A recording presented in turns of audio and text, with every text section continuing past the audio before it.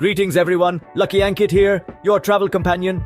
Today, we're setting our sights on Italy, a country steeped in history and architectural splendor. We're going to explore 5 must-visit palaces, each one a testament to Italy's rich cultural heritage. From the grandeur of royal residences to the intricate designs of Venetian Gothic architecture, these palaces tell tales of power, beauty, and the passage of time. So buckle up as we embark on this virtual journey to explore the magnificent palaces of Italy. Our first stop is the Royal Palace of Caserta, a UNESCO World Heritage Site. This remarkable palace is steeped in history. Its foundations laid in the 18th century under the influence of the Bourbon kings.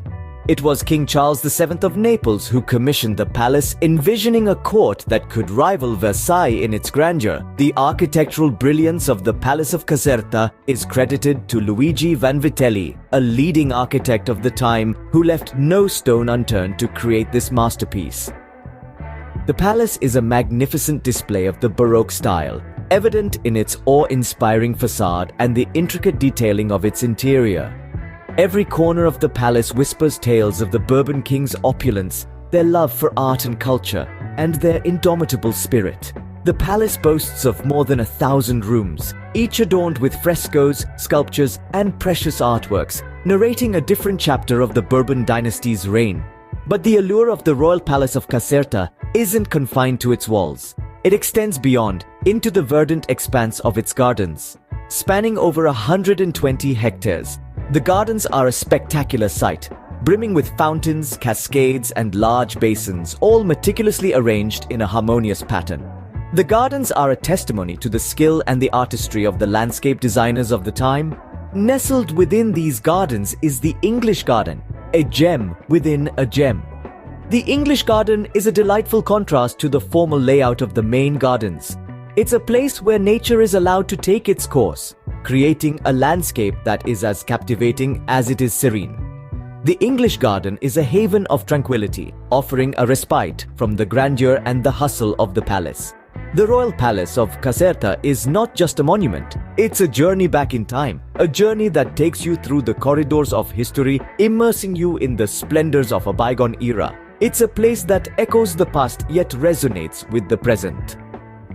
The Royal Palace of Caserta, a testament to the grandeur of the Bourbon kings, certainly deserves a top spot on your Italy bucket list. Next, we head to the heart of Italy, Rome, to visit the Quirinal Palace.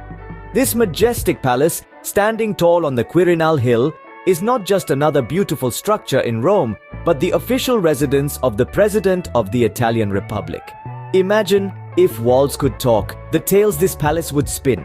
The Quirinal Palace, or Palazzo del Quirinale as the locals call it, has a fascinating history that dates back to the 16th century. It was initially built as a summer residence for Pope Gregory XIII, but its purpose changed over time, reflecting Italy's turbulent history.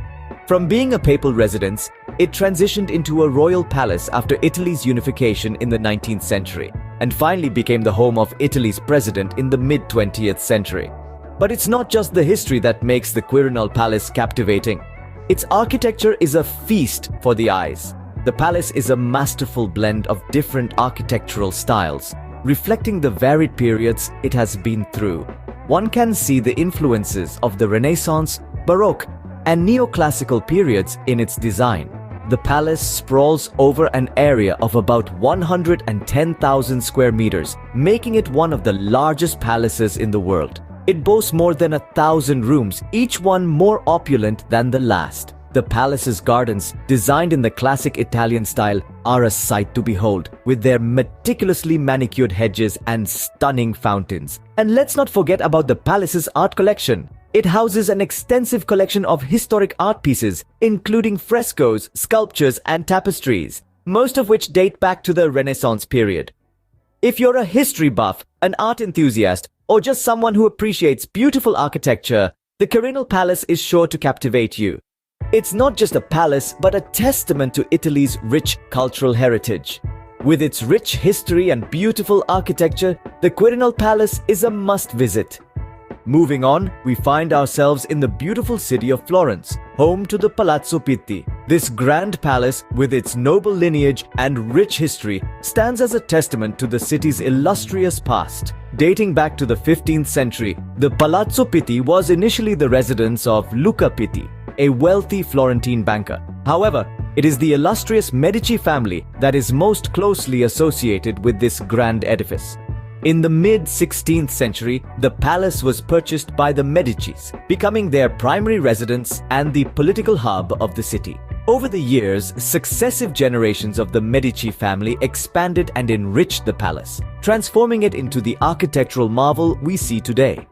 Beyond its architectural grandeur, the Palazzo Pitti is also renowned for its vast art collection.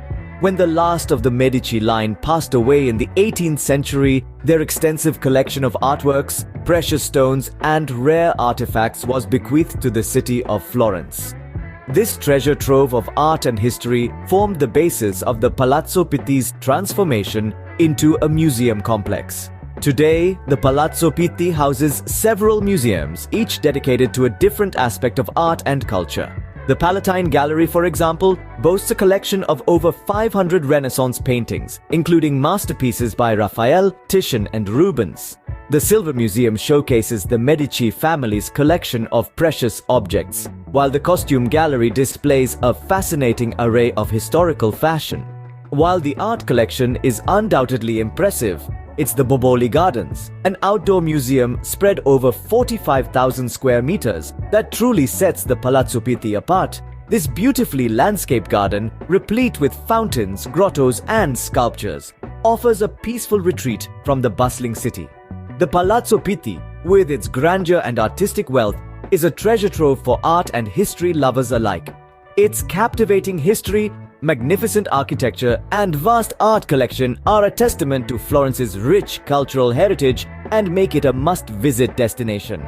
Next, we sail to the enchanting city of Venice, where the Doge's palace awaits. This grand structure, known in Italian as Palazzo Ducale, stands as a testament to the power and prestige of the Venetian Republic. It served as the residence of the Doge, the supreme authority of the Republic, a symbol of the city's governance and justice.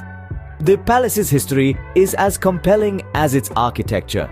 It dates back to the 14th century, a time when Venice was a dominant force in the Mediterranean.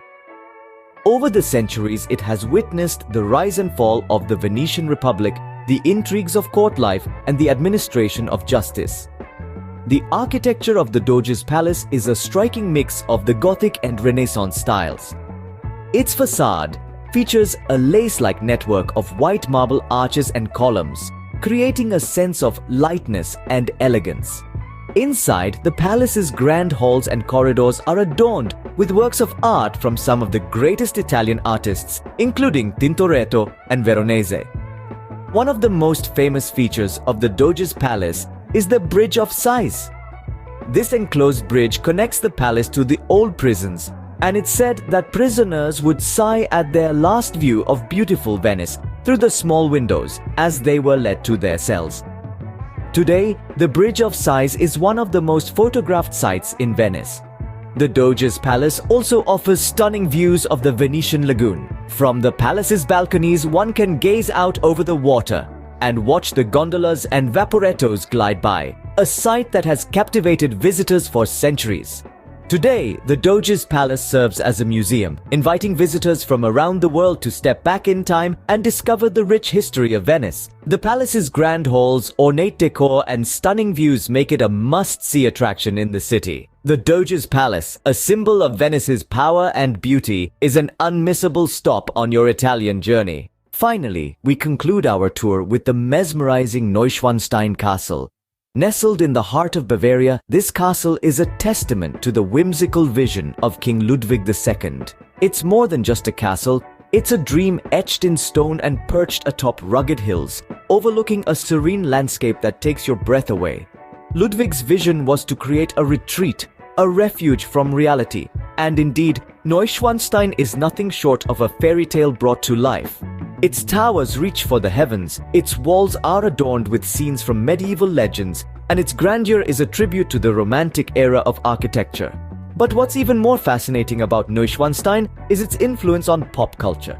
If it looks familiar, it's because Walt Disney himself was so enchanted by this castle that he used it as inspiration for the Sleeping Beauty castle at Disneyland. Yes, this is where the magic began, in this castle perched on a rugged hill in the heart of Bavaria. As we wrap up our Italian palace tour, let's take a moment to appreciate the architectural prowess and the history that these palaces hold within their walls. Each palace, from Caserta to Quirinal to Pitti to Doge's and finally to Neuschwanstein, tells a unique story of Italy's rich past. From fairy tale castles to royal residences, Italy's palaces offer a unique glimpse into the country's rich history and architectural prowess. Until next time, Ray signing off, wishing you safe and